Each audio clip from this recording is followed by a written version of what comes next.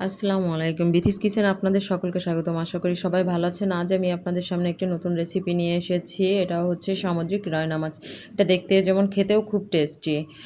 আমার ভিডিওগুলো ভালো লাগলে আপনারা যারা নতুন আছেন তারা সাবস্ক্রাইব করে দিবেন এবং বেশি বেশি করে শেয়ার করে দিবেন, যাতে আমি নতুন নতুন ভিডিও দিতে পারি, আপনাদের সাথে শেয়ার করতে পারি। আশা করি সকলে ভালো আছেন। আমি এখানে শুরু করব নতুন রেসিপি, রায়না মাছ রান্না। ভুল ত্রুটি হলে ক্ষমা করবেন। আমি শুরু করি, চলেন। এই যে আমি এখানে 8 পিস রায়না মাছ নিয়েছি। 1 চামচ পরিমাণে হলুদ দিয়ে দিচ্ছি, 1 চামচ পরিমাণে লবণ দিয়ে দিচ্ছি। দিয়ে আমি এটাকে ভালোভাবে ম্যারিনেট করে নেব। উল্টোপাল্টা এটাকে ভালোভাবে মাখিয়ে নিচ্ছি। খুব ভালোভাবে এটাকে মাখিয়ে নিলাম। এবার 15 মিনিটের জন্য ঢেকে রেখে দেব। অন্যান্য উপকরণগুলো দেখে নিন।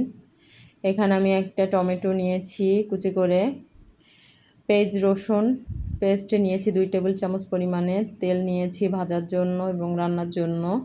অন্যান্য উপকরণগুলো দেখেন, কাঁচা মরিচ নিয়েছি 5টা, পেস্ট কুচি করে নিয়েছি, মরিচের গুঁড়া নিয়েছি, রসুন কুচি নিয়েছি 1 টেবিল চামচ, লবণ নিয়েছি, হলুদ নিয়েছি, ধনিয়ার গুঁড়া, জিরার গুঁড়া।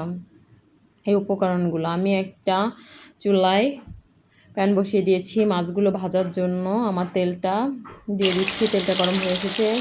মাছের পিসগুলো এক এক করে দিয়ে দিচ্ছি। যে সবগুলো পিস দেওয়া হয়ে গেছে, আমার একটা পাশ হয়ে গেছে। আমি এবার উল্টে দিচ্ছি, সবগুলো মাছকে উল্টে দিচ্ছি। এই যে আমার ভাজা শেষ। এটাকে তুলে আমি অন্য একটা কড়াই বসিয়ে দিচ্ছি, তেল দিয়ে দিয়েছি। আমার তেলটা গরম হয়ে এসেছে। পেঁয়াজ কুচি দিয়ে দিচ্ছি, রসুন কুচি দিয়ে দিচ্ছি। দিয়ে আমি এটাকে একটু ভেজে নেব, যে একটু নাড়িয়ে ভেজে নিচ্ছি। এবার টমেটো কুচিগুলো দিয়ে দিচ্ছি। 3টা উপকরণ একসাথে আমি ভেজে নিচ্ছি। পেঁয়াজ রসুন বাটা দিয়ে দিলাম।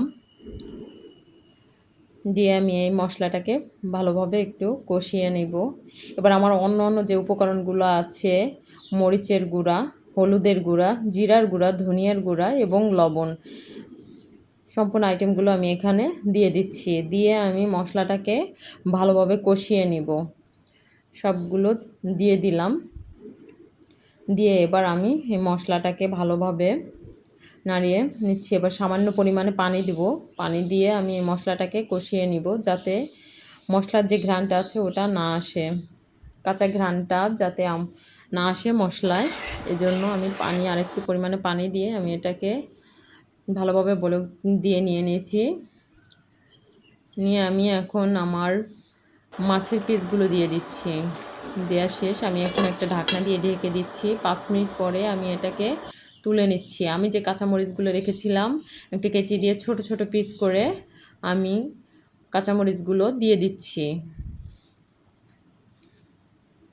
আমার কাঁচামরিচগুলো দেওয়া শেষ হয়ে গেছে। আমি এখন ঢাকনা দিয়ে আবারও ঢেকে দেব, এটা ঝোলটা টেনে আসার জন্য। এই যে আমি ঢাকনাটা তুলে আবারও মাছগুলোকে উল্টে দিচ্ছি, উল্টে দিলাম। ঢাকনাটা আবারও দিয়ে দিব। এবার আমি এই যে সম্পূর্ণ রান্না শেষ হওয়ার জন্য অপেক্ষা করছি। এই আমার রান্নাটা প্রায় শেষ। আমি এখন ঢাকনাটা তুলে নিয়েছি। আমি কিছু ধনিয়া পাতা কুচো করে দিব। হালকা গরম গরম অবস্থায় এটাকে কুচো করে দিব, যাতে ঘ্রাণটা পুরো মাছের ভিতরে চলে যায়। এই যে আমি দিয়ে দিচ্ছি। দেখুন আমার পুরো রান্নাটা শেষ। আমি মাছটা তুলে আপনাদেরকে দেখাই। দেখুন, এই যে আমি যেভাবে রান্না করছি সেভাবে রান্না করবেন, আশা করি ভালো লাগবে।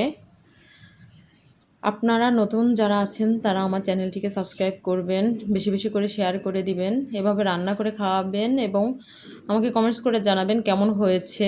আসসালামু আলাইকুম।